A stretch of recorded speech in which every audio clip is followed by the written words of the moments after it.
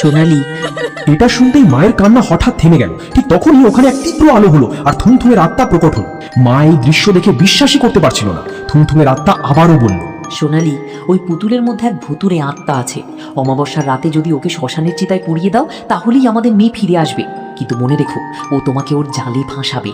এটা শুনেই মা কেঁদে কেঁদে থুমথুমকে ছোঁয়ার জন্য হাত বাড়ালো, কিন্তু পরের মুহূর্তেই থুমথুমের আত্মা উধাও হয়ে গেল। তাই মায়ের মনে হলো হয়তো এসব তার দুঃখ আর মনের ভ্রম ছিল।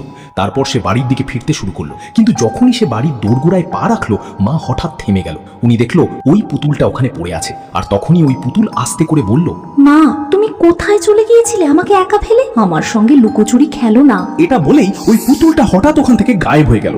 তখনই হঠাৎ মায়ের কানে তিতাইয়ের আওয়াজ এলো। শুনেই মায়ের বুক জোরে জোরে ধড়ফড় করতে লাগলো, আর ওই আওয়াজের পিছু করতে করতে তিতাইয়ের ঘরে পৌঁছে গেল। কিন্তু ওখানে সেই শয়তানি পুতুল বসেছিল। তখন ওই পুতুলটা জোরে জোরে হাসতে লাগলো, আর পরের মুহূর্তেই গায়েব হয়ে গেল। আর ফের একবার তিতাইয়ের আওয়াজ ছড়িয়ে পড়লো। সারাদিন মা শুধু তিতাইয়ের আওয়াজের পেছনে দৌড়াতে থাকলো, কখনো এই ঘরে কখনো ওই ঘরে, কিন্তু সব জায়গায় উনি শুধু ওই পুতুলটাকেই দেখতে পেল। মা এখন পুরোপুরি ক্লান্ত হয়ে পড়েছিল। ঠিক তখনই পুতুলটা হাসতে হাসতে তিতাইয়ের গলায় বলল, আমাকে খুঁজে তো পাবে, কিন্তু আমাকে কেড়ে নিতে পারবে না। এটা শুনেই মা কেঁদে ফেলল আর বলল, বন্ধ কর বাবু, মাকে আর কত কষ্ট দিবি? তারপর ধীরে ধীরে রাত হয়ে গেল, আর সেই রাত অমাবস্যা ছিল। রাত দেখেই মায়ের মনে পড়ল শ্মশানের কথা। এখন মা বুঝে গিয়েছিল এই শয়তানি পুতুলকে শক্তি দিয়ে নয় বরং ভালোবাসা দিয়ে হারানো যেতে পারে। তারপর মা একটা লোরি গাইতে শুরু করলো, যেটা তিতাইয়ের খুব পছন্দ ছিল।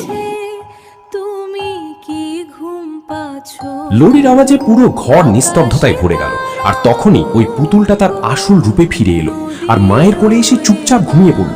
কিন্তু মা সুযোগ বুঝেই পুতুলটাকে তিতাইয়ের স্কুল ব্যাগে রেখে দ্রুত শ্মশানের দিকে বেরিয়ে পড়ল।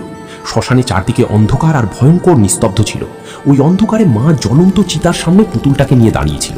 কিন্তু যখন মা পুতুলটাকে আগুনে ফেলার জন্য হাত বাড়ালো, হঠাৎ ওই পুতুলটার মুখ তিতাইয়ের মতো হয়ে গেল। তারপর বলল, মা, আমাকে আগুনে ফেলো না, দেখো আমি তোমার মেয়ে। শুনেই মায়ের হাত কাঁপতে লাগলো আর তার চোখ দিয়ে জল গড়িয়ে পড়তে লাগলো।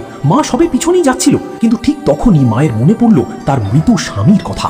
ও তোমাকে ওর জালে ফাঁসাবে। তখন মা চোখ বন্ধ করলো আর জোরে চিৎকার করে বলল, তুই আমার মেয়ে নয়। আর উনি কিছু না ভেবেই পুতুলটাকে চিতার আগুনে ছুড়ে দিল।